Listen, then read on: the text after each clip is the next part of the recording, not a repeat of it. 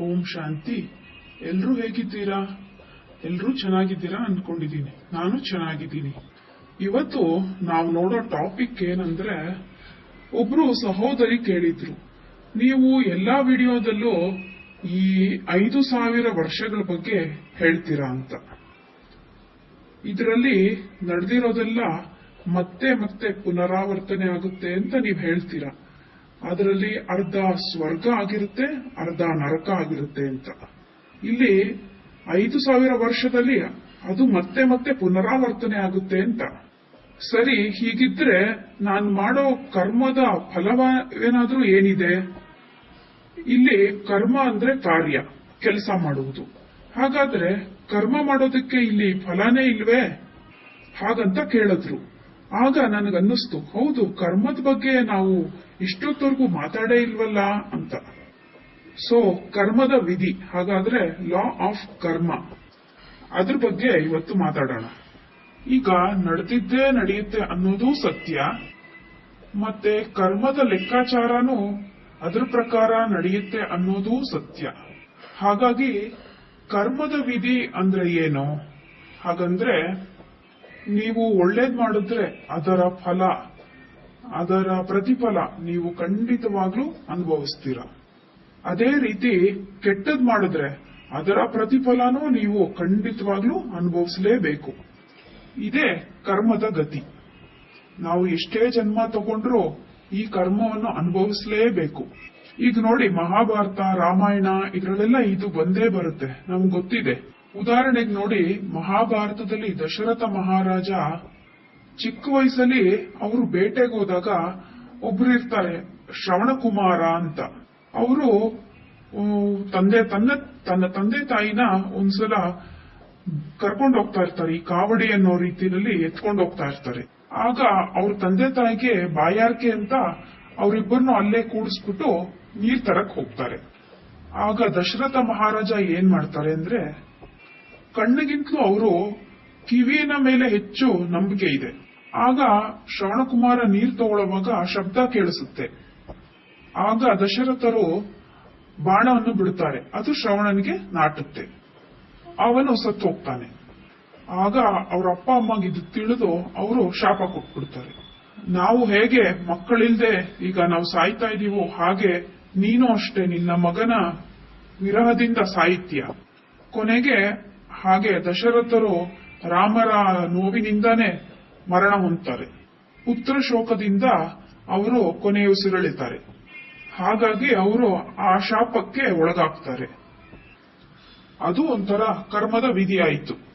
ಅವರು ಮಾಡಿದ್ದು ಕಾರ್ಯದಿಂದ ಅದುವೇ ಅವ್ರಿಗೆ ಶಾಪವಾಗಿ ಆಗುತ್ತೆ. ಹಾಗಾಗಿ ಇದು ಕರ್ಮದ ಗತಿಗಿಂತಲೂ ಶಾಪ ಮತ್ತು ಆಶೀರ್ವಾದದ ವಿಧಿ ಅಂತಾನೂ ಹೇಳ್ಬೋದು. ಅದು ಖಂಡಿತವಾಗ್ಲೂ ನಡೆಯುತ್ತೆ. ಒಬ್ಬರಿಗೆ ನೀವು ಚೆನ್ನಾಗಿರಿ ಅಂತ ಆಶೀರ್ವಾದ ಮಾಡಿದ್ರೂ ಫಲಿಸುತ್ತೆ, ಹಾಗೆ ಕೆಲವರು ಕೆಟ್ಟದಾಗಿ ಶಾಪವನ್ನು ಕೊಟ್ರು ಅದು ಫಲಿಸುತ್ತೆ. ಈ ಜನ್ಮದಲ್ಲಿ ನಡೆದೇ ಇದ್ರೂ ಅದು ಬರೋ ಜನ್ಮದಲ್ಲಾದ್ರೂ ಅದು ಫಲಿಸುತ್ತೆ. ಈ ಕರ್ಮದ ವಿಧಿ ಹೇಗೆ ನಡೆಯುತ್ತೆ ಅನ್ನೋದನ್ನೇ ಈಗ ನಾವು ನೋಡೋಣ. ಆಕ್ಚುಲಿ ಬ್ರಹ್ಮಕುಮಾರಿ ಅವರು ಕೊಡುವ ಜ್ಞಾನದ ಆಧಾರದ ಮೇಲೆ ಈಗ ನಾವು ಇದ್ರ ಬಗ್ಗೆ ವಿಚಾರ ಮಾಡೋಣ. ಇದರಲ್ಲಿ ಪರಮಾತ್ಮ ಏನಂತ ಹೇಳ್ತಾರೆ ಅಂದ್ರೆ, ಈಗ ಭಾರತದಲ್ಲಿ ಅಧಿಕವಾಗಿ ದುಃಖ ಇರೋದಕ್ಕೆ ಕಾರಣ ಏನು ಅಂದ್ರೆ, ಇದಕ್ಕೆ ಕಾರಣ ಏನು ಅಂದ್ರೆ, ಭಾರತದಲ್ಲಿ ಮುಖ್ಯವಾಗಿ ಒಬ್ಬರಿಗೊಬ್ಬರು ಶಾಪವನ್ನು ಕೊಟ್ಟೆ ಇಷ್ಟು ದುಃಖಕ್ಕೆ ಈಡಾಗಿದ್ದಾರೆ ಅಂತ ಹೇಳಲಾಗುತ್ತೆ. ಈಗ ಉದಾಹರಣೆಗೆ ಒಬ್ಬ ರಾಜ ಇರ್ತಾನೆ. ಆ ರಾಜ ಅವನ ಪ್ರಜೆಗಳಿಗೆಲ್ಲ ಬಹಳ ಕಿರುಕುಳ ಕೊಡ್ತಾ ಇದ್ದಾನೆ ಅಂತ ಇಟ್ಕೊಳ್ಳೋಣ. ಹಾಗಾಗಿ ಆ ಪ್ರಜೆಗಳೆಲ್ಲರ ಶಾಪಕ್ಕೆ ಆ ರಾಜ ಒಳಗಾಗ್ತಾನೆ. ಹಾಗಾಗಿ ಬರುವ ಜನ್ಮದಲ್ಲಿ ಆ ರಾಜನಿಗೆ ಬಹಳ ಕನಿಷ್ಠ ಪದವಿ ಸಿಗುತ್ತೆ. ಆ ರಾಜನಿಗೆ ಮುಂದಿನ ಜನ್ಮದಲ್ಲಿ ಕೀಳಾನ ಪದವಿ ಸಿಕ್ಕಿದಾಗ ಬೇರೆಯವರು ಅವನಿಗೆ ಅಷ್ಟೇ ಕಿರುಕುಳ ಕೊಡ್ತಾರಲ್ವಾ.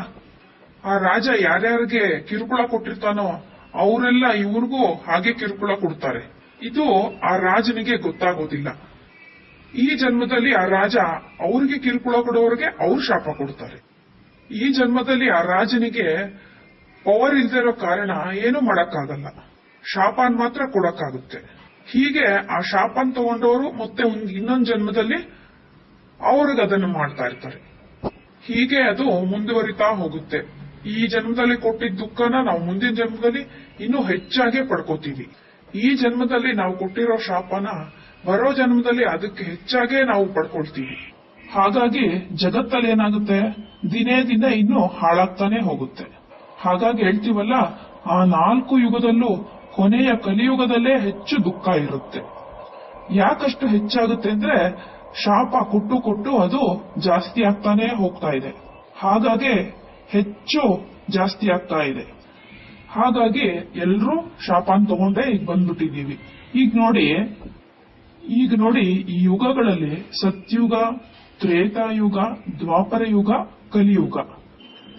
ಸತ್ಯುಗ ಮತ್ತೆ ತ್ರೇತಾಯುಗ ಎರಡನ್ನೂ ಸೇರಿದ್ರೆ ಅದು ಸ್ವರ್ಗ ಆಗುತ್ತೆ. ದ್ವಾಪರ ಯುಗ ಮತ್ತು ಕಲಿಯುಗ ಎರಡೂ ಸೇರಿದ್ರೆ ಅದುವೇ ನರಕ. ಹಾಗಂದ್ರೆ ಈ ಸತ್ಯುಗ ತ್ರೇತಾಯುಗದಲ್ಲಿ ಶಾಪನೇ ಯಾರು ಕೊಡಲ್ಲ. ಇಲ್ಲೇ ಶಾಪ ಕೊಡೋದು ಹೆಚ್ಚಾಗಿರುತ್ತೆ. ಅದು ಹೇಗಾಗುತ್ತೆ ಶಾಪ ಕೊಡೋದು ಅಂದ್ರೆ, ಈಗ ನೋಡಿ, ಈ ಸೃಷ್ಟಿ ಚಕ್ರದಲ್ಲಿ ಪರಮಾತ್ಮನು ಕಡೆಯ 100 ವರ್ಷದಲ್ಲಿ ಮಾತ್ರ ಈ ಭೂಮಿಗೆ ಬರ್ತಾರೆ. ಕೊನೆಯ 100 ವರ್ಷದಲ್ಲಿ ಮಾತ್ರ ಬಂದು ನಮಗೆ ಜ್ಞಾನವನ್ನು ಕೊಡ್ತಾರೆ. ಏನು ಕೊಡ್ತಾರೆ? ಪರಮಾತ್ಮ ಅವರನ್ನ ಹೇಗೆ ನೆನಪು ಮಾಡೋದು ಅನ್ನೋದನ್ನ ಹೇಳ್ಕೊಡ್ತಾರೆ. ನಿಮ್ಮನ್ನ ನೀವು ದೇಹ ಅಂತ ತಿಳ್ಕೊಂಡ್ಬಿಟ್ಟಿದ್ದೀರಾ. ಹಾಗಾಗಿ ದೇಹದ ಸಂಬಂಧ, ಅದರಿಂದ ನೀವು ಪಾಪ ಮಾಡೋದನ್ನ ಸ್ಟಾರ್ಟ್ ಮಾಡಿದ್ದೀರಾ.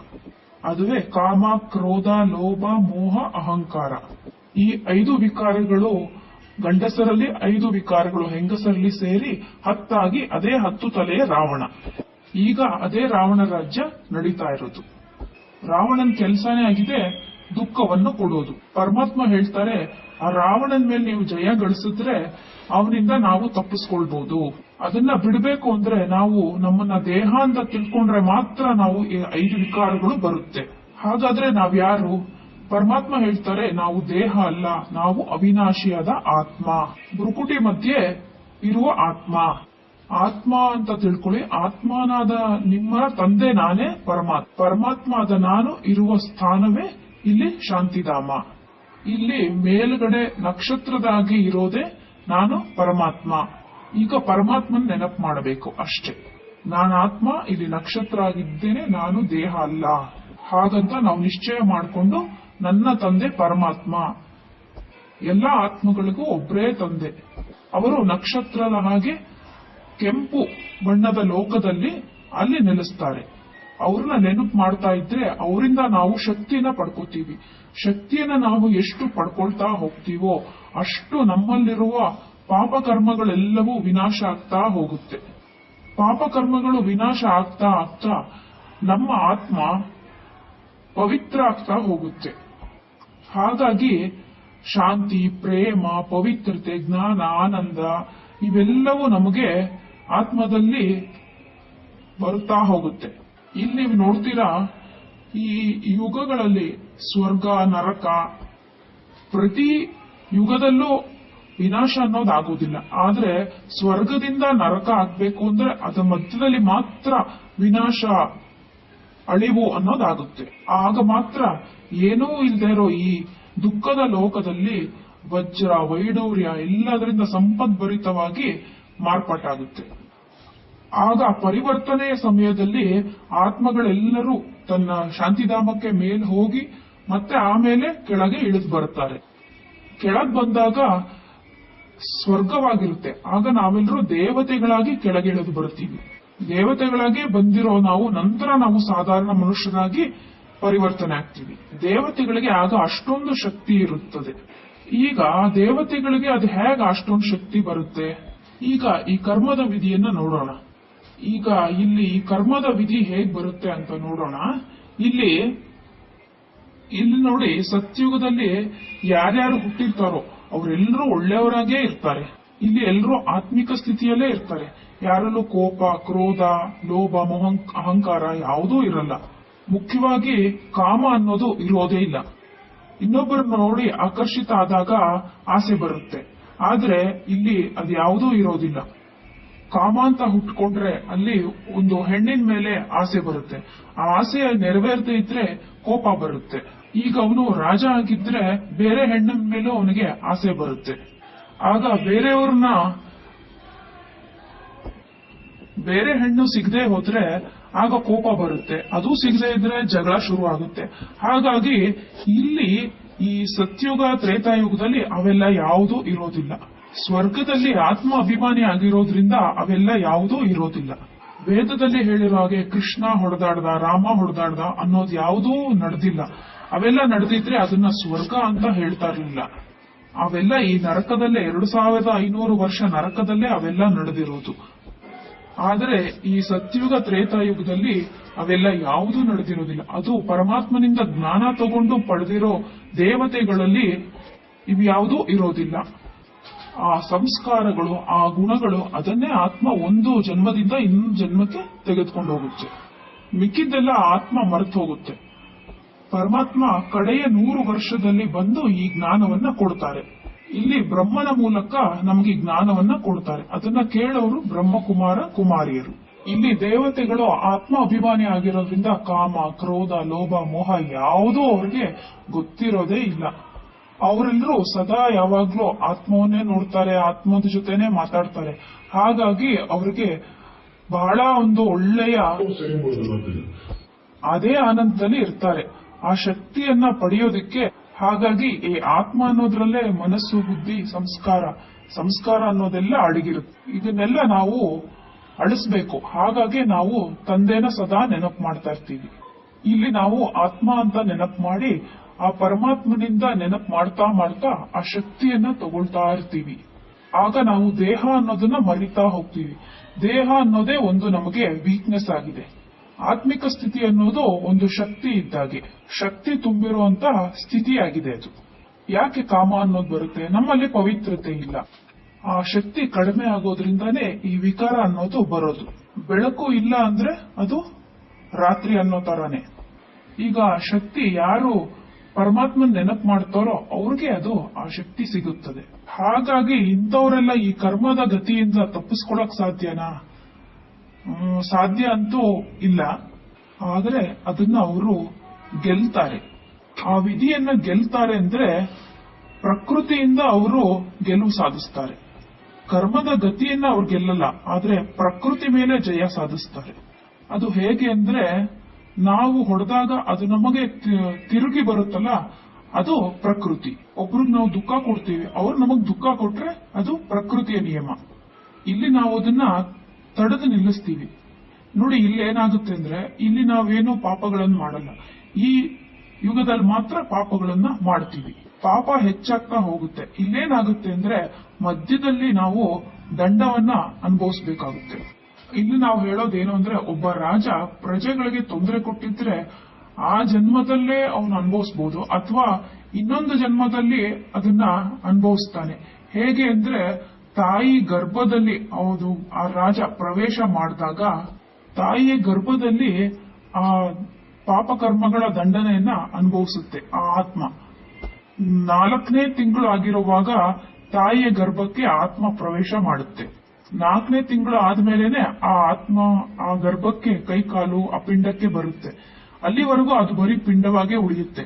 ಮಗು ಗರ್ಭದಲ್ಲಿದ್ದಾಗ ಪರಮಾತ್ಮ ಹೇಗೆ ಅಂದ್ರೆ ಅದೊಂದು ದೃಶ್ಯದ ರೂಪದಲ್ಲಿ ನಮ್ಮ ಪಾಪಕರ್ಮಗಳನ್ನ ತೋರಿಸಿ ನಮಗೆ ದಂಡನೆಯನ್ನ ವಿಧಿಸ್ತಾರೆ.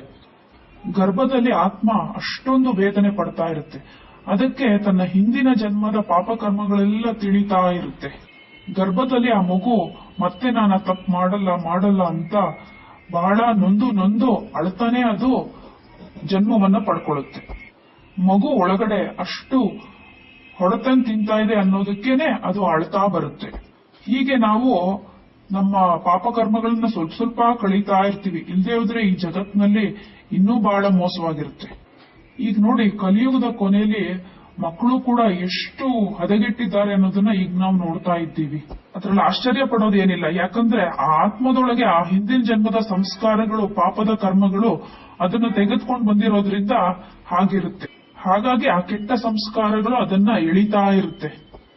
ಈಗ ಪಾಪ ಕರ್ಮಗಳು ಅತೀ ತೀವ್ರ ಗತಿಯಲ್ಲಿ ಸಾಗ್ತಾ ಇದೆ. ಆ ಪಾಪಕರ್ಮದ ದಂಡನೆಯನ್ನ ಅವ್ರು ಈಗಲೂ ಅನುಭವಿಸೋದು ನಾವು ನೋಡ್ತಾ ಇದ್ದೀವಿ. ಈ ಮತದಿಂದ ಗಲಾಟೆಗಳಾಗುವುದು, ಕೈ ಕಾಲಿಲ್ಲದೆ ಹುಟ್ಟೋದು, ಮನೆಯಲ್ಲಿ ತೊಂದರೆಗಳಾಗೋದು, ಇವೆಲ್ಲವನ್ನು ನಾವು ನೋಡ್ತಾ ಇದ್ದೀವಿ. ಇವೆಲ್ಲವೂ ಲಾ ಆಫ್ ಕರ್ಮ ಅಂತಾನೆ ಹೇಳಲಾಗುತ್ತೆ. ಆದ್ರೆ ಇಲ್ಲಿ ನೋಡಿ, ನಾವು ಹುಟ್ಟೋವಾಗ್ಲೇ ಪರಿಶುದ್ಧವಾಗಿರ್ತೀವಿ. ಅಂದ್ರೆ ಯೇಸು ಕ್ರಿಸ್ತ ಹೇಳ್ತಾರೆ, ನಾವು ಹುಟ್ಟೋವಾಗ್ಲೇನೆ ಪಾಪಿಗಳಾಗಿ ಹುಟ್ತೀವಿ ಅಂತ. ಅಂದ್ರೆ ಅವ್ರ ಪ್ರಕಾರ ಅವರು ಜನ್ಮ ತಗೊಳ್ಳೋದೇ ವಿಕಾರದಿಂದ, ಅವರು ಜನ್ಮ ಪಡ್ಕೊಳ್ಳೋದೇ ವಿಕಾರದಿಂದ ಹೊರಬಂದಿರ್ತಾರೆ, ಕಾಮದಿಂದ ಅವರು ಹುಟ್ಟಿರ್ತಾರೆ. ಸೊ ಹಾಗಾಗಿ ಕಾಮದಿಂದ ನಾವು ಹುಟ್ಟಿರೋದ್ರಿಂದ ಈ ಎಲ್ರೂ ನಾವು ಪಾಪಿಗಳು ಅಂತಾನೆ ಕರೀಲ್ಪಡ್ತೀವಿ. ಪಾಪಿಗಳು ಅಂದ್ರೆ ಏನರ್ಥ? ಕಾಮದಿಂದ ಹುಟ್ಟಿರೋದಕ್ಕಷ್ಟೇ ನಾವು ಪಾಪಿಗಳು ಅಂತ ಹೇಳೋದು. ಆದ್ರೆ ಇಲ್ಲಿ ನೋಡಿ, ನಾವು ತಂದೆಯಿಂದ ಜನ್ಮ ತಗೊಂಡು ನೇರವಾಗಿ ಇಲ್ಲಿಗೆ ಬರ್ತಾ ಇದ್ದೀವಿ. ಆದ್ರೆ ಇಲ್ಲಿ ನೋಡಿ, ಸತ್ಯಯುಗದಲ್ಲಿ ಮಕ್ಕಳು ಹುಟ್ಟುತ್ತಾರೆ, ಆದ್ರೆ ಕಾಮದಿಂದ ಹುಟ್ಟಲ್ಲ, ಅವರು ಯೋಗ ಬಲದಿಂದ ಹುಟ್ಟುತ್ತಾರೆ. ಆ ಯೋಗದ ಶಕ್ತಿಯಿಂದ ಅವರು ಮಕ್ಕಳಿಗೆ ಜನ್ಮವನ್ನು ಕೊಡ್ತಾರೆ. ಸತ್ಯಯುಗದಲ್ಲಿ ಒಂದು ಗಂಡು ಮತ್ತು ಹೆಣ್ಣು ಯೋಗದ ಮೂಲಕ, ಅಂದ್ರೆ ಒಬ್ಬ ಗಂಡನಿಗೆ ನಮಗೀಗ ಒಂದು ಮಗು ಬೇಕು, ಹಾಗೂ ಹೆಣ್ಣಿಗೂ ಅದೇ ನಮಗೊಂದು ಮಗು ಬೇಕು ಅನ್ನೋ ಒಂದು ಆ ಸಂಕಲ್ಪದ ಶಕ್ತಿಯಿಂದನೇ ಮಗು ಹುಟ್ಟುತ್ತೆ. ಆದ್ರೆ ನೋಡಿ, ಅಲ್ಲಿ ಕೆಟ್ಟ ದೇಹದ ಹಾಗೂ ಅದರ ಸಂಪರ್ಕ ಇದ್ಯಾವುದೂ ಇರೋದಿಲ್ಲ. ಹಾಗಾಗಿ ಅವರು ಪವಿತ್ರರಾಗಿರ್ತಾರೆ. ಇಲ್ಲಿ ಮಾತ್ರ ದೇಹದ ಸಂಪರ್ಕದಲ್ಲಿ ಬರ್ತಾರೆ. ಇಲ್ಲಿ ಕೊನೆಗೆ ಬಂದಾಲೇನೆ ಎಲ್ರಿಗೂ ಪಾಪದ ಹೊರೆ ತಲೆ ಮೇಲೆ ಇರುತ್ತೆ. ಇಲ್ಲಿ ನಮ್ಮ ಪಾಪ ಕರ್ಮಗಳನ್ನ ಎರಡು ರೀತಿ ಕಳ್ಕೋಬಹುದು. ಒಂದು, ಕಾಯಿಲೆ ಹಾಗೂ ದುಃಖದಿಂದ ನಮ್ಮ ಪಾಪನ ಕಳ್ಕೊತೀವಿ. ಇನ್ನೊಂದು, ನಾವು ಈ ಮಾಡಿರೋ ಪಾಪ ವಿಕರ್ಮಗಳನ್ನೆಲ್ಲ ಸುಟ್ಟಾಕ್ಬಿಡ್ಬೋದು. ಅದನ್ನೇ ನಾವೀಗ ರಾಜಯೋಗ ಅಂತ ತಿಳ್ಕೊಳ್ತಾ ಇರೋದು. ಪರಮಾತ್ಮನ ನೆನಪಿನಿಂದ ನಾವು ಮಾಡ್ತಾ ಇದ್ದೀವಿ. ಪಾಪ ಅಂದ್ರೆ ಏನು? ಆ ಕೆಟ್ಟ ಗುಣಗಳನ್ನೇ ನಾವು ಸುಡ್ತಾ ಇದ್ದೀವಿ. ಆತ್ಮ ಗುಣಗಳನ್ನ ಮಾತ್ರ ಇನ್ನೊಂದು ಜನ್ಮಕ್ಕೆ ತೆಗೆದುಕೊಂಡು ಹೋಗುತ್ತೆ. ಈಗ ನೋಡಿ, ಉದಾಹರಣೆಗೆ ನಾನು ಒಂದು 4-5 ಜನ್ಮದ ಹಿಂದೆಯಲ್ಲೇ ನಾನು ಒಬ್ಬ ಬಹಳ ಕರ್ತವ್ಯ ಪ್ರಭಾವಿತನಾದ ಗಂಡನಾಗಿರ್ತೀನಿ ಅಂತ ತಿಳ್ಕೊಳ್ಳೋಣ. ನಾನು ನನ್ನ ಹೆಂಡತಿಗೆ ಬಹಳ ಕಿರುಕುಳ ಕೊಡ್ತಾ ಇರ್ತೀನಿ. ಅವಳೊಂದು ಹೆಣ್ಣು ಅಂತ ನಾನು ಅವಳಿಗೆ ಬಹಳ ಕಿರುಕುಳ ಕೊಡ್ತಾ ಇರ್ತೀನಿ. ಪಾಪ ಆ ಹೆಣ್ಣಿಗೆ ಕಷ್ಟ ತಡ್ಕೊಂಡು ನನ್ಗೇನು ಮಾಡಕ್ಕೂ ಅವಳಿಗೆ ಆಗ್ತಾ ಇರಲ್ಲ. ಆದ್ರೆ ಆ ಹೆಣ್ಣು ನನ್ಗೇನು ಮಾಡಕ್ಕಾಗದೆ ಹೋದ್ರೂ ಆ ಶಾಪ, ಅಯ್ಯೋ ಹೀಗ್ ಮಾಡ್ತಾರೆ ಅಂತ ಅವಳು ನೆನೆಸ್ಕೊಂಡ್ರೇನೆ ಅದು ನನಗೆ ಶಾಪವಾಗಿ ಫಲಿಸುತ್ತೆ. ಹಾಗೆ ಈಗ ಬರೋ ಜನ್ಮ ತಗೊಳ್ಳಿ, ಆಗ ನಾನು ಹೆಣ್ಣಾಗಿ ಆ ಹೆಣ್ಣು ಮಗಳು ಈಗ ಗಂಡಾಗಿದ್ರೆ ಹಾಗೆ ಆಗ್ಬೇಕು ಅಂತೇನಿಲ್ಲ. ಒಂದು ಉದಾಹರಣೆಗೋಸ್ಕರ ಹೇಳ್ತೀನಿ. ಇಲ್ದೆ ಹೋದ್ರೆ ನಾನು ಅವಳಿಗೆ ಮಗುವಾಗೂ ಹುಟ್ಟಬಹುದು, ಅಥವಾ ಯಾವ ತರ ಆದ್ರೂ ತಿಳ್ಕೊಳ್ಳೋಣ, ನಾನು ಮಗು ಅಂತಾನೆ ತಿಳ್ಕೊಳ್ಳೋಣ. ಬರೋ ಜನ್ಮದಲ್ಲೇ ನಾನು ಅವಳಿಗೆ ಮಗುವಾಗಿ ಹುಟ್ಟಬಹುದು, ಅಥವಾ ಅದರ ನೆಕ್ಸ್ಟ್ ಜನ್ಮ ಅಂತಾನೂ ಅನ್ಕೋಬಹುದು. ಒಟ್ನಲ್ಲಿ ನಾನು ಅದನ್ನ ಅನುಭವಿಸ್ಲೇಬೇಕಾಗುತ್ತೆ. ಆಗ ಅವಳಿಗೆ ನಾನು ಮಗು ಆದ್ರೆ ಅವಳು ನನ್ಗೆ ತಂದೆ ಆದ್ಲು ಅಂತ ಅನ್ಕೊಳ್ಳೋಣ. ಆಗ ನಾನು ನನ್ನ ತಂದೆಯಿಂದ ಬಹಳ ಕಿರುಕುಳನ ಅನುಭವಿಸ್ಬೇಕಾಗುತ್ತೆ. ಹೀಗೆ ಇದು ಕಂಟಿನ್ಯೂ ಆಗ್ತಾನೆ ಹೋಗುತ್ತೆ. ಹಾಗೆ ನೀವು ತಿಳ್ಕೊಳ್ಳಿ, ನಾವು ನಮ್ಗೆ ಯಾರು ದುಃಖ ಕೊಡ್ತಾರೋ ಖಂಡಿತವಾಗ್ಲೂ ನಾವು ಹಿಂದಿನ ಜನ್ಮದಲ್ಲಿ ಅವ್ರಿಗೆ ದುಃಖ ಕೊಟ್ಟಿರ್ತೀವಿ, ಅಥವಾ ಇನ್ನೂ ಹೆಚ್ಚಾಗೆ ನಾವು ಅವ್ರಿಗೆ ದುಃಖ ಕೊಟ್ಟಿರ್ತೀವಿ. ಈಗ ಹಾಗಾದ್ರೆ ಈ ರಾಜಯೋಗ ಮಾಡೋದ್ರಿಂದ ಅವ್ರು ನಮ್ಗೆ ದುಃಖ ಕೊಡಲ್ಲ ಅಂತ ಅನ್ಕೊಂತೀರಾ? ಖಂಡಿತ ಕೊಡ್ತಾರೆ. ಆದ್ರೆ ನಾವು ಅದನ್ನ ಹೇಗೆ ಸುಟ್ಟು ಹಾಕೋದು? ಈಗ ನಾನು ಮೊದಲನೇದಾಗಿ ಹೇಳಿದಾಗ ಆ ಹೆಂಡತಿಗೆ ನಾನು ದುಃಖ ಕೊಟ್ಟಿದ್ದೆ. ಯಾಕೆ ಅಂದ್ರೆ ಅವಳೇನೋ ಸರಿಯಾಗಿ ಇಲ್ಲ ಅಂತ ನಾನು ದುಃಖ ಕೊಟ್ಟಿರ್ಬೋದು ಅವಳಿಗೆ. ಅವಳು ಮಾಡೋ ಸಂಸ್ಕಾರಗಳು ನನಗಿಷ್ಟ ಆಗಲ್ಲ, ನಾನು ಮಾಡೋದು ಅವಳಿಗೆ ಇಷ್ಟ ಆಗಲ್ಲ. ಹಾಗಾಗಿ ನಾವು ಅದನ್ನ ಮತ್ತೊಂದು ಜನ್ಮದಲ್ಲಿ ನಾವು ಹೆಣ್ಣಾಗೆ ಹುಟ್ಟಬಹುದು, ಗಂಡಾಗೆ ಹುಟ್ಟಬಹುದು. ಆದ್ರೆ ಆ ಸಂಸ್ಕಾರಗಳನ್ನ ಮಾತ್ರ ನಾವು ಬಿಟ್ಟಿರೋದಿಲ್ಲ. ಹಾಗಾಗಿ ಅವ್ರು ಏನ್ ಮಾಡ್ತಾರೋ ನಮಗಿಷ್ಟ ಆಗಲ್ಲ, ನಾವೇನ್ ಮಾಡ್ತೀವೋ ಅವ್ರಿಗಿಷ್ಟ ಆಗಲ್ಲ. ಹೀಗೆ ವಿರುದ್ಧವಾಗಿ ನಡೀತಾ ಹೋಗುತ್ತೆ. ಹೀಗೆ ಒಬ್ರಿಗೊಬ್ರಿಗೆ ಕಿರಿಕಿರಿ ಆಗ್ದ ಒಬ್ರಿಗೊಬ್ರಿಗೆ ಸರಿ ಹೋಗೋದಿಲ್ಲ ಅದು. ಹೀಗೆ ಪ್ರತಿಯೊಂದು ಜನ್ಮ ತಗೊಳ್ತಾ ಒಬ್ರಿಗೊಬ್ರಿಗೆ ಹಿಡಿಸೋದೇ ಇಲ್ಲ. ಈಗ ಒಬ್ರು ನಮ್ಗಿಷ್ಟ ಇಲ್ಲ ಅಂದ್ರೆ ಅವ್ರು ಏನ್ ಮಾಡಿದ್ರು ನಮ್ಗಿಷ್ಟ ಆಗಲ್ಲ ಅಲ್ವಾ? ಅವ್ರು ಏನೇ ಮಾಡ್ಲಿ, ಏನೇ ಒಳ್ಳೇದ್ ಮಾಡಿದ್ರು ನಮ್ಗದು ಕೆಟ್ಟದಾಗೆ ಗೊತ್ತಾಗುತ್ತೆ. ಏನ್ ಮಾಡಿದ್ರು ಸರಿ ಹೋಗಲ್ಲ. ಆ ಹುಡುಗಿ ಏನ್ ಮಾಡ್ತಾಳೆ ಅದು ನಮ್ಗೆ ಇಷ್ಟ ಆಗಲ್ಲ. ಇನ್ನೊಂದೇನು ಅಂದ್ರೆ ಇದರಲ್ಲಿ ಹಾಸ್ಯಾಸ್ಪದವಾಗಿರೋದು ಅಂದ್ರೆ ಅವಳು ಏನ್ ಮಾಡ್ತಾಳೋ ಅಥವಾ ಅವ್ರ ಜೊತೆಗಿರೋರು ಏನ್ ಮಾಡ್ತಾರೋ ಅಥವಾ ಆ ತರದ ವ್ಯಕ್ತಿಗಳನ್ನ ಕಂಡ್ರೂ ನನಗೆ ಇಷ್ಟ ಆಗೋದಿಲ್ಲ, ಆ ತರ ಆಗ್ಬಿಡುತ್ತೆ. ಹೀಗಾಗಿ ನಾನು ಎಲ್ಲರನ್ನೂ ದ್ವೇಷಿಸ್ತಾ ಶುರು ಮಾಡ್ಬಿಡ್ತೀನಿ. ಹೀಗೆ ನನ್ನ ಪಾಪಕರ್ಮಗಳನ್ನ ನಾನು ಜಾಸ್ತಿ ಮಾಡ್ಕೋತಾ ಹೋಗ್ತೀನಿ. ಈಗ ನೋಡಿ, ಯಾರನ್ನ ಯಾರು ಕಂಡ್ರು ಈಗ ಆಗಲ್ಲ, ಆ ತರ ಒಂದು ಪರಿಸ್ಥಿತಿ ಬಂದ್ಬಿಟ್ಟಿದೆ. ಇದಕ್ಕೆಲ್ಲ ಕಾರಣ ಏನು ಅಂದ್ರೆ ತನ್ನನ್ನ ತಾನು ದೇಹ ಅಂತ ತಿಳ್ಕೊಂಡು ಮಾಡೋದ್ರಿಂದ, ಅವಳು ನನ್ನವಳು ನಂದು ಅಂತ ನನಗೆ ಮೋಹ ಬಂದಿರೋದ್ರಿಂದ ಇವೆಲ್ಲ ಶುರುವಾಗುತ್ತೆ. ಇದಕ್ಕೆ ನಮ್ಮನ್ನ ನಾವು ಆತ್ಮ ಅಂತ ತಿಳ್ಕೊಂಡು ದೇಹ ಅನ್ನೋದನ್ನ ಮರಿಬೇಕಾಗುತ್ತೆ. ಇಲ್ಲಿ ಕೊನೆಯ 100 ವರ್ಷದಲ್ಲಿ ಪರಮಾತ್ಮ ಜ್ಞಾನ ಕೊಡ್ತಾರೆ. ಈ ಸಂಗಮ ಯುಗದಲ್ಲಿ ಬ್ರಹ್ಮನ ಮೂಲಕ ಪರಮಾತ್ಮ ಈ ಜ್ಞಾನವನ್ನ ಕೊಡ್ತಾರೆ. ನಾವು ಆಗ ಬ್ರಹ್ಮಕುಮಾರ.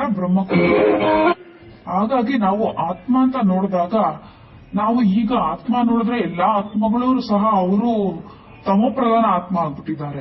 ಹಾಗಾಗಿ ನಾವು ಆತರ ನೋಡ್ದಿರಾ, ವರ್ತಮಾನದಲ್ಲಿ ನೋಡ್ದಿರಾ, ಹಿಂದೆ ಆತ್ಮ ಧರಣಿಗೆ ಬಂದಾಗ ಎಷ್ಟು ಸತೋಪ್ರಧಾನವಾಗಿತ್ತು, ಎಷ್ಟು ಪರಿಶುದ್ಧವಾಗಿತ್ತು, ಆ ರೀತಿ ನಾವು ಆತ್ಮನ ನೋಡ್ಬೇಕಾಗುತ್ತೆ. ಆಗ ಆತ್ಮ ಶಕ್ತಿಯುತವಾಗಿದ್ದಾಗ ನಮಗೂ ಒಳ್ಳೆ ರೀತಿನಲ್ಲೇ ನೋಡಿರ್ತಾರೆ, ಸುಖವನ್ನೇ ಕೊಟ್ಟಿರ್ತಾರೆ, ಪ್ರೀತಿಯಿಂದ ಕಾಣ್ತಿರ್ತಾರೆ. ಹಾಗೆ ನಾವು ಅದನ್ನ ಈಗಲೂ ನೋಡ್ಬೇಕು. ಈಗ ಯಾರನ್ನೇ ನೋಡಿ ಅವರಲ್ಲೂ ಒಂದು ವಿಶೇಷವಾದ ಗುಣ ಇದ್ದೇ ಇರುತ್ತೆ. ನಾವು ಆ ವಿಶೇಷವಾದ ಗುಣನ ನೋಡ್ಬೇಕು. ಅದನ್ನ ನೋಡ್ತಾ ನೋಡ್ತಾ ಏನಾಗುತ್ತೆ ಅಂದ್ರೆ, ಮತ್ತೆ ಆತ್ಮ ಈ ಸೃಷ್ಟಿ ಚಕ್ರದಲ್ಲಿ ಅದರದ್ದು ಒಂದು ಪಾತ್ರ ಇದೆ. ಆ ಪಾತ್ರನ ಆ ಆತ್ಮ ನಟಿಸಲೇಬೇಕು. ಹಾಗಾಗಿ ನಾವು ಅದನ್ನ ಆತ್ಮದ ಸ್ಥಿತಿಯಿಂದ ನೋಡ್ಬೇಕು. ನಾವು ಹೇಳ್ತೀವಲ್ಲ, ಈಗ 5000 ವರ್ಷದ ಮುಂಚೆನೂ ನೀವು ಇದನ್ನ ನೋಡ್ತಾ ಇದ್ದೀರಾ, ಮುಂದೆನೂ ನೋಡ್ತೀರಾ ಅಂತ. ಹಾಗೆ ಪ್ರತಿಯೊಬ್ಬರ ಪಾತ್ರನೂ ಅಲ್ಲಿ ಫಿಕ್ಸ್ ಆಗಿರುತ್ತೆ. ಇದು ಒಂದು ಸೃಷ್ಟಿ ನಾಟಕ. ಈ ನಾಟಕದಲ್ಲಿ ಆ ಪಾತ್ರಗಳು ಎಷ್ಟು ಸಲ ನೀವು ನೋಡ್ತಾ ಇದ್ರೂ ಅದೇ ಪಾತ್ರನೇ ಬರುತ್ತೆ ಹೊರತು ಚೇಂಜ್ ಆಗಲ್ಲ. ಆ ಆತ್ಮ ತನ್ನ ಪಾತ್ರವನ್ನ ನಟಿಸಲೇಬೇಕು. ಹಾಗಾಗಿ ಇದರಿಂದ ಯಾರೂ ತಪ್ಪಿಸ್ಕೊಳ್ಳೋಕೆ ಸಾಧ್ಯ ಇಲ್ಲ. ಈಗ ಮತ್ತೊಂದು ಆತ್ಮ ನಮ್ಗೆ ಯಾಕೆ ದುಃಖ ಕೊಡ್ತಾ ಇದೆ? ಯಾಕಂದ್ರೆ ಅದು ದುಃಖವನ್ನ ಅನುಭವಿಸಿರುತ್ತೆ, ಹಾಗಾಗಿ ನಮಗ್ ದುಃಖ ಕೊಡುತ್ತೆ. ಈಗ ನಮ್ಗೆ ಯಾಕೆ ದುಃಖ ಆಗುತ್ತೆ? ನಮ್ಮಲ್ಲಿ ಆ ದುಃಖ ನಾವು ಅನುಭವಿಸ್ತಾ ಇರ್ತೀವಿ. ಹಾಗಾಗಿ ಬೇರೆಯವರು ದುಃಖ ಕೊಟ್ಟಾಗ ನಮಗ್ ದುಃಖ ಆಗುತ್ತೆ. ಇನ್ನೊಂದು ಆತ್ಮ ದುಃಖದಲ್ಲಿದೆ ಅನ್ನೋದನ್ನ ನಾವು ತಿಳ್ಕೊಂಡಾಗ ನಾವು ಮತ್ತೆ ಆ ಆತ್ಮಕ್ಕೆ ದುಃಖವನ್ನ ಕೊಡೋದಿಲ್ಲ. ಆಗ ನಮ್ಗೇನಾಗುತ್ತೆ? ಕರುಣೆ ಅನ್ನೋದು ಆ ಆತ್ಮದ ಮೇಲೆ ಬರುತ್ತೆ. ಈ ರಾಜಯೋಗದ ಶಿಕ್ಷಣ ಪಡ್ಕೊಂಡಾಗ ಮಾತ್ರನೇ ನಾವು ಈ ಜ್ಞಾನ ತಿಳ್ಕೊಂಡು ಈ ಎಲ್ಲಾ ಗುಣಗಳನ್ನ ಸಂಪಾದಿಸ್ಕೊಳ್ಬಹುದು. ಕರುಣೆ ಅನ್ನೋದು ನಮ್ಮಲ್ಲಿ ಉಂಟಾಗುತ್ತೆ. ಇದರಿಂದ ನಾವು ಎಲ್ಲರನ್ನೂ ಆತ್ಮದ ದೃಷ್ಟಿಯಿಂದ ನೋಡ್ತೀವಿ. ಅವರ ಹಿಂದಿನ ಪಾತ್ರಗಳನ್ನ ನಮ್ಗೆ ಗೊತ್ತಾಗುತ್ತೆ. ಆ ಆತ್ಮದ ಆದಿ ಅನಾದಿ ಸಂಸ್ಕಾರಗಳನ್ನ ನಾವು ನೋಡ್ತೀವಿ. ಆದಿ ಕಾಲದಿಂದಲೂ ಆ ಆತ್ಮ ಪವಿತ್ರವಾಗೇ ಇರುತ್ತೆ, ಅದನ್ನ ನಾವು ನೋಡ್ತೀವಿ. ಈ ಜ್ಞಾನ ತಿಳ್ಕೊಂಡಾಗ ನಾವು ಎಲ್ಲವನ್ನು ಸಾಕ್ಷಿಯ ರೀತಿಯಲ್ಲಿ ನೋಡುತ್ತೀವಿ. ಇದರ ಜೊತೆಗೆ ನಾವು ತಂದೆಯನ್ನ ನೆನಪು ಮಾಡ್ತಾ ಮಾಡ್ತಾ ನಮ್ಮಲ್ಲಿ ಶಕ್ತಿಯನ್ನ ಹೆಚ್ಚು ಮಾಡ್ಕೊಳ್ತಾ ಹೋಗ್ತೀವಿ. ಈ ಜ್ಞಾನ ತಿಳ್ಕೊಂಡಾಗ ನಮಗೆ ಯಾವ ವಿಷಯದಲ್ಲಿ ನಾವು ಹಿಂದೆ ಬಹಳ ಕೋಪ ಪಡ್ತಾ ಇದ್ವಿ, ಕೋಪ ಮಾಡ್ಕೋತಾ ಇದ್ವೋ, ಈಗ ನಮ್ಗೆ ಕಡಿಮೆಯ ಕೋಪ ಬರುತ್ತೆ ಅಥವಾ ಕೋಪನೇ ಬರಲ್ಲ. ಅದೊಂದು ಸಾಧಾರಣ ವಿಷಯ ಅನ್ಸ್ಬಿಡುತ್ತೆ. ಇಲ್ಲಿ ನಾವು ಹಿಂದಿನ ಜನ್ಮದಲ್ಲಿ ನಾವು ಯಾರಿಗಾದ್ರೂ ದುಃಖ ಕೊಟ್ಟಿದ್ರೆ ಆತ್ಮ ಖಂಡಿತ ನಮ್ಮ ಮುಂದೆ ಬರುತ್ತೆ. ಆಗ ನಾವು ಆ ಪರಿಸ್ಥಿತಿನ ಹೇಗೆ ಗೆಲ್ತೀವಿ ಅಂದ್ರೆ, ಆ ಆತ್ಮ ನಮಗೆ ದುಃಖನ ಕೊಡುತ್ತೆ, ಆದ್ರೆ ನಾವು ಅದನ್ನ ಶಾಂತ ರೀತಿಯಲ್ಲಿ ತೆಗೆದುಕೊಳ್ತೀವಿ. ಎಷ್ಟು ನಾವು ತೀವ್ರವಾಗಿ ಶಕ್ತಿಶಾಲಿ ಆಗ್ತೀವಿ ಅಂದ್ರೆ, ಕಲಿಯುಗದಲ್ಲಿ ಕೊನೆಯಲ್ಲಿ ಬಹಳ ತೊಂದರೆ ಕೊಟ್ಟರು ಸಹ ನಮ್ಗೆ ಅಷ್ಟು ಶಕ್ತಿ ಪಡ್ಕೊಂಡು ನಾವು ಅದನ್ನ ಎದುರಿಸ್ತೀವಿ. ಅದಲ್ಲದೆ ನಮ್ಗೆ ಸತ್ಯುಗದಲ್ಲಿ ಒಳ್ಳೆಯ ಪದವಿ ಕೂಡ ನಮ್ಗೆ ಏರ್ತಾ ಹೋಗುತ್ತೆ. ಸತ್ಯುಗದ ಮೊದಲಲ್ಲಿ ಬರೋರ್ಗೆ ಹೆಚ್ಚು ಶಕ್ತಿಶಾಲಿಯಾಗಿ ಇರ್ತಾರೆ. ಅಂತವ್ರಿಗೆ ಈಗ ಹೆಚ್ಚು ಟೆಸ್ಟ್ ಪೇಪರ್ ಬರುತ್ತೆ, ಅಂತವ್ರಿಗೆ ದುಃಖನೂ ಹೆಚ್ಚು ಬರುತ್ತೆ. ಆದ್ರೆ ಅವರು ಯೋಗ ಬಲದಿಂದ ಅದನ್ನ ಶಕ್ತಿಯಿಂದ ಪಡ್ಕೊಂಡು ಅವರು ಎದುರಿಸ್ತಾರೆ. ಮೊದಲು ಎಷ್ಟು ಟೆನ್ಷನ್ ಮಾಡ್ಕೋತಾ ಇದ್ರೋ ಈ ವಿಷಯಕ್ಕೆಲ್ಲ, ಈಗ ಅದನ್ನೆಲ್ಲ ಚಿತ್ರ ನೋಡೋ ರೀತಿನಲ್ಲಿ ಆರಾಮಾಗಿರ್ತಾರೆ. ಈ ರೀತಿ ನಾವು ಕರ್ಮದ ವಿಧಿಯನ್ನ ಗೆಲ್ಲಬಹುದು. ಹಾಗಾಗಿ ಪರಿಸ್ಥಿತಿಗಳು ಬರುತ್ತೆ, ಆದ್ರೆ ನಾವು ಎಷ್ಟು ಆರಾಮಾಗಿ ಆ ಪರಿಸ್ಥಿತಿಗಳನ್ನ ಗೆಲ್ತೀವಿ. ಈಗ ನೋಡಿ ಒಂದು ಆತ್ಮ ನಮಗ್ ದುಃಖ ಕೊಡುತ್ತೆ, ಆದ್ರೆ ನಾವು ಆ ದುಃಖನ ತೆಗೆದುಕೊಳ್ಳಲ್ಲ, ಗೆಲ್ತೀವಿ. ಆ ಆತ್ಮದ ಆದಿ ಅನಾದಿ ಸಂಸ್ಕಾರಗಳನ್ನ ನಾವು ನೋಡ್ತೀವಿ. ಈ ಹಿಂದೆ ಆತ್ಮ ಎಷ್ಟು ಪ್ರೀತಿಯಿಂದ ನಮ್ಮನ್ನು ನೋಡ್ತಾ ಇತ್ತು ಅನಾದಿಯಲ್ಲಿ, ಆದಿಯಲ್ಲಿ. ಆ ರೀತಿ ನಾವು ಈಗ ಅದನ್ನ ಪ್ರೀತಿಯಿಂದ ನಾವು ನೋಡ್ತೀವಿ. ಈಗಿನ ವರ್ತಮಾನ ಸಮಯದ ಕೋಪದಲ್ಲಿ ನಾವು ಈಗ ನೋಡೋದಿಲ್ಲ. ಇನ್ನೊಂದು ಆತ್ಮಕ್ಕೆ ಆಗ ನಮ್ಮ ನಡವಳಿಕೆ ನೋಡಿ ಆಶ್ಚರ್ಯ ಆಗುತ್ತೆ. ಹಾಗೆ ನಿಧಾನವಾಗಿ ಆ ಇನ್ನೊಂದು ಆತ್ಮನು ಶಾಂತವಾಗ್ತಾ ಬಂದು ನಮ್ಮ ಜೊತೆ ಸ್ನೇಹನ ಕೊಡುತ್ತೆ. ಆಗ ನಮ್ಮ ಕರ್ಮದ ಲೆಕ್ಕಾಚಾರ ಮುಗಿಯುತ್ತೆ. ಹೀಗೇನೆ ರಾಮಾಯಣ ಮಹಾಭಾರತದಲ್ಲ ಈ ತರ ವಿಧಿಗಳು ಇದೆ. ಅದಕ್ಕೋಸ್ಕರ ನಾವು ಬೇರೆ ಒಂದು ವಿಡಿಯೋನ ಹಾಕ್ತೀವಿ. ಆಗ ನಿಮ್ಗೆ ಗೊತ್ತಾಗುತ್ತೆ. ಇದೇ ನಮ್ಗೆ ಪರಮಾತ್ಮ ಹೇಳ್ಕೊಡೋದು. ಯಾರು ಎಷ್ಟೇ ಕಷ್ಟ ದುಃಖ ಕೊಟ್ಟರು ನೀವು ಸಹನೆಯಿಂದ ಅದನ್ನ ಎದುರಿಸಬೇಕು. ಆಗ ಇನ್ನೊಂದು ಆತ್ಮ ತನಗೆ ಗೊತ್ತಿಲ್ದಂಗೆ ಶಾಂತವಾಗ್ತಾ ಹೋಗುತ್ತೆ. ಹಾಗೂ ನಾವು ನಮ್ಮ ಕರ್ಮದ ಲೆಕ್ಕಾಚಾರನ ಮುಗಿಸ್ಬಿಡ್ತೀವಿ. ಪರಮಾತ್ಮನ ನೆನಪಿನಿಂದ ನಾವು ಈ ಕರ್ಮದ ಲೆಕ್ಕಾಚಾರನ ಹೀಗೆ ನಾವು ಸುಡ್ತಾ ಹೋಗ್ತೀವಿ. ಕರ್ಮನ ಕಳ್ಕೋತೀವಿ. ಕರ್ಮದ ಲೆಕ್ಕಾಚಾರದಲ್ಲಿ ಪಂಚತತ್ವಗಳು ಇದೆ. ಈಗ ನೋಡಿ ನಾನು ತಮಿಳ್ನಾಡಿಂದ ಅಮೆರಿಕಲ್ಲಿರೋ ಒಬ್ಬರಿಗೆ ನಾನು ಬೈತೀನಿ ಅಂತ ಅನ್ಕೊಳ್ಳೋಣ. ಆ ಬೈಗುಳಗಳು ಈ ವಾಯುಮಂಡಲದ ಮೂಲಕ ಅಮೆರಿಕಾದಲ್ಲಿರೋನ್ ಹೋಗುತ್ತೆ. ಆಗ ಆ ವಾಯುಮಂಡಲನೂ ಒಂಥರ ಪರಿತಪ್ಸುತ್ತೆ. ಈಗ ನಾವು ಎಷ್ಟು ಜನರಿಗೆ ಯಾವ ರೀತಿಯಲ್ಲಿ ಶಾಪವನ್ನು ಕೊಟ್ಟಿರ್ಬೋದು ತಿಳ್ಕೊಳ್ಳಿ. ಇದರಿಂದಾನೇ ನೋಡಿ ಈಗ ಎಷ್ಟೊಂದು ಪ್ರಕೃತಿ ವಿಕೋಪಗಳಾಗ್ತಾ ಇದೆ. ಅದರಿಂದ ಸುನಾಮಿ ಇವೆಲ್ಲ ಬರ್ತಾ ಇರೋದು. ಅದಕ್ಕೆ ಈಗ ನೋಡಿ ಎಲ್ರೂ ಶಾಂತವಾಗ್ತಾ ಪ್ರಕೃತಿಗೂ ನಾವು ಶಾಂತ ಸ್ಥಿತಿಯನ್ನು ತರ್ತಾ ಇದೀವಿ. ಕೊನೆ ಗಳಿಗೆಯಲ್ಲೂ ನಮಗೆ ಪ್ರಕೃತಿ ವಿಕೋಪಗಳಾದಾಗ ನಮಗೆ ಅದರ ದುಃಖ ನಮಗಾಗೋದಿಲ್ಲ. ಅದರಿಂದ ನಾವು ನಮ್ಮ ಪ್ರಾಣ ಕಳ್ಕೊಳ್ಳೋದಿಲ್ಲ. ನಮ್ಮ ಸ್ವ ನಿಶ್ಚಯದಿಂದ ನಾವು ಈ ಆತ್ಮನ ಶರೀರದಿಂದ ಬೇರೆ ಆಗ್ತೀವಿ. ಹೀಗೆ ನಾವು ಪ್ರಕೃತಿಯನ್ನ ಗೆಲ್ತೀವಿ. ಈ ಸಂಗಮ ಯುಗದಲ್ಲಿ ಅದಕ್ಕೆ ನಾವು ಯಾರೇ ದುಃಖ ಕೊಟ್ಟರು ನಾವು ಅವ್ರಿಗೆ ಸುಖವನ್ನೇ ಕೊಡ್ತೀವಿ. ನಾವು ಸಹನೆ ಮಾಡಿದಷ್ಟು ನಮಗೆ ಬಹಳಷ್ಟು ಆಶೀರ್ವಾದಗಳು ಸಿಗುತ್ತೆ. ಇಷ್ಟೊಂದು ನಾವು ಸಹನೆ ಮಾಡ್ತಾ ಹೋಗ್ತೀವಿ, ಶಾಂತವಾಗಿರ್ತೀವಿ. ಆಗ ಎಲ್ರಿಗಿಂತಲೂ ನಮಗೆ ಹೆಚ್ಚಾಗಿ ಆಶೀರ್ವಾದನ ಪಡ್ಕೋತಾ ಹೋಗ್ತೀವಿ. ಆ ಆಶೀರ್ವಾದನ ನಾವು ಸೇರಿಸ್ತಾ ಹೋದ್ರೆ ಏನಾಗುತ್ತೆ ಅಂದ್ರೆ ನಮಗೆ ಸತ್ಯುಗದಲ್ಲಿ ಒಳ್ಳೆ ಪದವಿನೂ ಪಡ್ಕೊಳಕ್ ಸಾಧ್ಯ ಆಗುತ್ತೆ. ಈಗ ಇಲ್ಲಿ ಸತ್ಯುಗದಲ್ಲಿ ಹೇಗ್ ಬರ್ತಾರೆ ಅಂದ್ರೆ ಯಾರು ಹೆಚ್ಚು ಪಾಪಕರ್ಮವನ್ನ ವಿನಾಶ ಮಾಡ್ಕೋತಾರೋ ಅವ್ರು ಮೊದಲು ಬರ್ತಾರೆ. ಆಮೇಲೆ ಬರ್ತಾ ಬೇರೆಯವರು ಬರ್ತಾ ಹೋಗ್ತಾರೆ. ದಂಡನೆ ಎಲ್ಲ ಅನುಭವಿಸಿ ಬರ್ತೀವಿ. ದಂಡನೆ ಅಂದ್ರೆ ಏನು? ಇಲ್ಲಿರೋ ಆತ್ಮಗಳೆಲ್ಲ ನಮಗ್ ಕೊಡೋ ದುಃಖನೆಲ್ಲ ನಾವು ಸಹನೆ ಮಾಡ್ತಾ ಹೋಗ್ತೀವಲ್ಲ, ಅದೇ ದಂಡನೆ ಆಗಿರುತ್ತೆ. ಈ ಸಂಗಮ ಯುಗದಲ್ಲಿ ಯಾರು ಬರ್ತಾರೆ ಅಂದ್ರೆ ಬಹಳ ಕಡಿಮೆ ಜನನೇ ಬರ್ತಾರೆ. ಅಂದ್ರೆ 5,000 ವರ್ಷಗಳ ಹಿಂದೆ ಯಾರು ಬಂದಿರ್ತಾರೋ ಅವರೇನೆ ಈಗಲೂ ಸಹ ಬರ್ತಾರೆ. ಇದನ್ನೇ ನಾಟಕ ಅಂತಾರೆ. ಅದು ಒಂದು ಸರ್ಕಲ್ ರೀತಿಯಲ್ಲೇ ನಡೀತಾ ಹೋಗುತ್ತೆ. ಸತ್ಯುಗದಲ್ಲಿ ಮೊದಲು ಯಾರು ಬಂದಿದ್ರು ಅವರೇ ಈಗಲೂ ಮೊದಲ ನಂಬರ್ ಅಲ್ಲಿ ಬರ್ತಾರೆ. ಹಿಂದೆ ಯಾರು ಬಂದಿದ್ರು ಅವರು ಈಗ ಹಿಂದಿನ ನಂಬರ್ ಅಲ್ಲೇ ಬರ್ತಾರೆ. ಸತ್ಯುಗದಲ್ಲಿ ಮೊದಲು ನಾರಾಯಣನಾಗಿ ಬರೋದೇ ಈ ಬ್ರಹ್ಮ. ಈಗ ನೋಡ್ತಿರಲ್ಲ ದೇವಸ್ಥಾನದಲ್ಲೆಲ್ಲ ವಿಷ್ಣುವಿನ ನಾಭಿಯಿಂದ ಬ್ರಹ್ಮ ಬರ್ತಾರೆ. ಅಂದ್ರೆ ಬ್ರಹ್ಮನಿಂದಾನೇ ವಿಷ್ಣು, ವಿಷ್ಣುವಿಂದಾನೇ ಬ್ರಹ್ಮ. ಸೊ ಹಾಗಾಗಿ ಇಲ್ಲಿ ಕರ್ಮದ ವಿಧಿಯನ್ನ ನಾವು ಬದಲಾಯಿಸಕ್ ಸಾಧ್ಯ ಇಲ್ಲ. ನಾವೇನು ಮಾಡಿರ್ತೀವೋ ಅದನ್ನ ನಾವು ಖಂಡಿತವಾಗ್ಲೂ ಅನುಭವಿಸಲೇಬೇಕು. ಇಲ್ಲಿ ನಮ್ಮ ಸ್ವಪ್ರಯತ್ನದಿಂದ ನಾವು ಅದನ್ನ ಮಾಡಬೇಕು. ಇಲ್ಲ ನಾನು ಪರಮಾತ್ಮ ಹೇಳಿದ್ದನ್ನು ಕೇಳಲ್ಲ, ನಾನು ಹೀಗೆ ಇರ್ತೀನಿ ಅಂದ್ರೆ ಅದಕ್ಕೆ ಪರಮಾತ್ಮ ಬಂದು ಏನನ್ನೂ ಮಾಡಕ್ಕಾಗಲ್ಲ. ಅವ್ರು ಬರೀ ದಾರಿಯನ್ನ ತೋರಿಸ್ಕೊಡ್ತಾರಷ್ಟೇ. ಅವ್ರು ಕೊಡೋ ರೀತಿನಲ್ಲಿ ನಾವು ನಡ್ಕೊಂಡ್ರೆ ನಮ್ಮ ಪಾಪ ಕರ್ಮಗಳನ್ನ ನಾವು ಕಳ್ಕೋಬಹುದು. ಹಾಗಾಗಿ ಭಗವಂತ ಬಂದು ನಮ್ಮ ಪಾಪ ಕರ್ಮಗಳನ್ನೆಲ್ಲ ಕಳೆಯಿದ್ರೆ ಅದು ಸಾಧ್ಯ ಇಲ್ಲ. ಹಾಗಾಗಿದ್ರೆ ಇಲ್ಲಿ ಎಲ್ರೂ ಒಳ್ಳೆಯವರೇ ಆಗ್ಬಿಡ್ತಿದ್ರು. ಆಗ ಸಾಹುಕಾರ ಬಡವರು ಅನ್ನೋದು ವ್ಯತ್ಯಾಸನೇ ಇರ್ತಾ ಇರ್ಲಿಲ್ಲ. ಇದು ಸುಖ ದುಃಖದ ಆಟ. ಇದು ಹೀಗೆ ಇರುತ್ತೆ. ನಿಶ್ಚಯ ಬುದ್ಧಿ ಇದ್ದವರು ಗೆಲ್ತಾರೆ, ಸಂದೇಹ ಬುದ್ಧಿ ಇರೋರು ಸೋಲ್ತಾರೆ. ಯೇಸುವು ಇಲ್ಲಿ ಹೇಳ್ತಾರೆ, ಕಣ್ಣಿಂದ ನಾವು ನೋಡೋದನ್ನ ನಂಬೋದೇನ್ ದೊಡ್ಡ ವಿಷಯ ಅಲ್ಲ, ಆದ್ರೆ ಕಣ್ಣಿಂದ ನೋಡ್ದಿರ ನಾವು ನಂಬ್ತೀವಲ್ಲ ಅದೇ ವಿಶ್ವಾಸ ಅಂತ. ಅದಷ್ಟೇ ಅಲ್ಲ, ನಾವೇ ನಮ್ಮಲ್ಲಿ ಎಷ್ಟು ಪರಿವರ್ತನೆನ ನೋಡ್ಬೋದು. ಹಾಗಾಗಿ ನಮ್ಮಿಂದ ಬೇರೆಯವರು ಎಷ್ಟು ಪರಿವರ್ತನೆ ಆಗೋದನ್ನ ನಾವು ಈಗಲೇ ನೋಡ್ಬೋದು. ಹೀಗೆ ಕರ್ಮದ ಗತಿಗೆ ಈ ಕಾಲಚಕ್ರ ನಡೀತಾ ಇದೆ. ಕೊನೆಯಲ್ಲಿ ಎಲ್ಲರೂ ಆತ್ಮಗಳು ಮೇಲೆ ಪರಂಧಾಮದಲ್ಲಿ ಇರ್ತಾರೆ. ತಂದೆ ಹೇಳೋ ಪರಮಾತ್ಮ ಹೇಳೋ ಜ್ಞಾನವನ್ನ ಯಾರು ಪಡ್ಕೊಳ್ತಾರೋ ಅವರು ಈ ಸತ್ಯುಗದಲ್ಲಿ ಬರ್ತಾರೆ. ಅವರವರ ಪಾತ್ರದ ತಕ್ಕಾಗೆ ಅವರವರು ಈ ಕಾಲಚಕ್ರದಲ್ಲಿ ಬರ್ತಾರೆ. ನಾಟಕದಲ್ಲಿ ಅವ್ರ ಪಾತ್ರ ಯಾವ ರೀತಿ ಇರುತ್ತೋ ಆ ರೀತಿ ಅವರು ಕೆಳಗಿಳಿದ್ ಬರ್ತಾರೆ. ಒಂದ್ಸಲ ಅವರೆಲ್ಲರೂ ಕೆಳಗೆ ಇಳಿದ್ಮೇಲೆ ಕಾಲಚಕ್ರ ಮುಗಿಯೋವರೆಗೂ ಅವ್ರು ಯಾರು ಮೇಲೆ ಹೋಗಕ್ ಸಾಧ್ಯ ಇಲ್ಲ. ಇಲ್ಲಿ ಪರಮಾತ್ಮನ ಜ್ಞಾನ ಯಾರು ಪಡ್ಕೊಳ್ಳೋದಿಲ್ವೋ ಅವರವರ ಧರ್ಮ ಸ್ಥಾಪನೆ ಯಾವಾಗ ಆಗುತ್ತೋ ಅವಾಗ ಮಾತ್ರನೇ ಅವರು ಇಲ್ಲಿಗೆ ಬರಕ್ ಸಾಧ್ಯ. ಅಲ್ಲಿವರೆಗೂ ಅವರು ಪರಂಧಾಮದಲ್ಲೇ ಉಳ್ಕೊಂತಾರೆ. ಇದು ಬಂದು ದೇವತಾ ಧರ್ಮ. ಈ ದೇವತಾ ಧರ್ಮನೂ ಈಗ ಇಲ್ಲ, ಅವರೆಲ್ಲರೂ ಬೇರೆ ಬೇರೆ ಧರ್ಮಕ್ಕೆ ಹೋಗಿ ಸೇರ್ಕೊಂಡ್ಬಿಟ್ಟಿದ್ದಾರೆ. ಆದ್ರೆ ದೇವತಾ ಧರ್ಮನ ಯಾರು ಮೊದಲು ಬಂದಿರ್ತಾರೋ ಅವರೇನೆ ಈಗ ಈ ಜ್ಞಾನವನ್ನ ಪಡ್ಕೊಂಡು ಮತ್ತೆ ಈ ದೇವತಾ ಧರ್ಮ ಅಂದ್ರೆ ಬ್ರಹ್ಮಕುಮಾರಿಯ ಸಂಸ್ಥೆಗೆ ಬಂದು ಈ ಜ್ಞಾನವನ್ನ ಮತ್ತೆ ಪಡ್ಕೊಳ್ತಾರೆ, ದೇವತೆಗಳಾಗೋ ಪ್ರಯತ್ನ ಮಾಡ್ತಾರೆ. ಓಂ ಶಾಂತಿ. ಈ ಸಹೋದರಿ ಒಬ್ರು ಕೇಳಿದ್ದ ಪ್ರಶ್ನೆಗೆ ಇಲ್ಲಿ ಉತ್ತರ ಸಿಕ್ಕಿದೆ.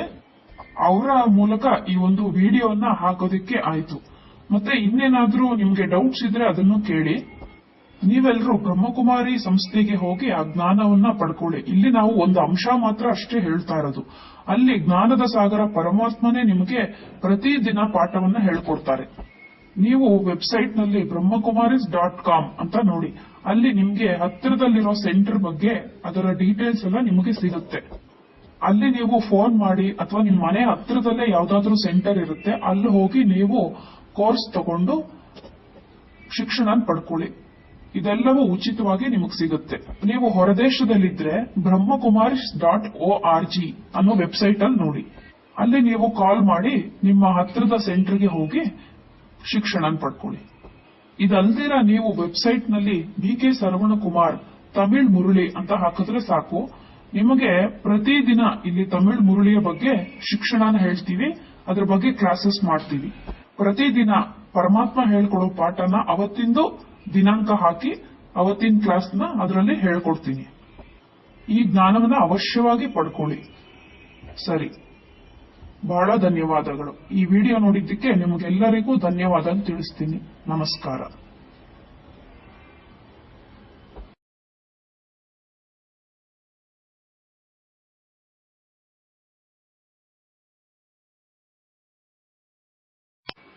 ಓಂ ಶಾಂತಿ. ಎಲ್ರೂ ಹೇಗಿದ್ದೀರಾ? ಎಲ್ರೂ ಚೆನ್ನಾಗಿದ್ದೀರಾ ಅನ್ಕೊಂಡಿದ್ದೀನಿ. ನಾನು ಚೆನ್ನಾಗಿದ್ದೀನಿ. ಇವತ್ತು ನಾವು ನೋಡೋ ಟಾಪಿಕ್ ಏನಂದ್ರೆ, ಒಬ್ರು ಸಹೋದರಿ ಕೇಳಿದ್ರು, ನೀವು ಎಲ್ಲಾ ವಿಡಿಯೋದಲ್ಲೂ ಈ 5000 ವರ್ಷಗಳ ಬಗ್ಗೆ ಹೇಳ್ತೀರಾ ಅಂತ. ಇದರಲ್ಲಿ ನಡೆದಿರೋದೆಲ್ಲ ಮತ್ತೆ ಮತ್ತೆ ಪುನರಾವರ್ತನೆ ಆಗುತ್ತೆ ಅಂತ ನೀವು ಹೇಳ್ತೀರಾ. ಅದರಲ್ಲಿ ಅರ್ಧ ಸ್ವರ್ಗ ಆಗಿರುತ್ತೆ, ಅರ್ಧ ನರಕ ಆಗಿರುತ್ತೆ ಅಂತ. ಇಲ್ಲಿ 5000 ವರ್ಷದಲ್ಲಿ ಅದು ಮತ್ತೆ ಮತ್ತೆ ಪುನರಾವರ್ತನೆ ಆಗುತ್ತೆ ಅಂತ.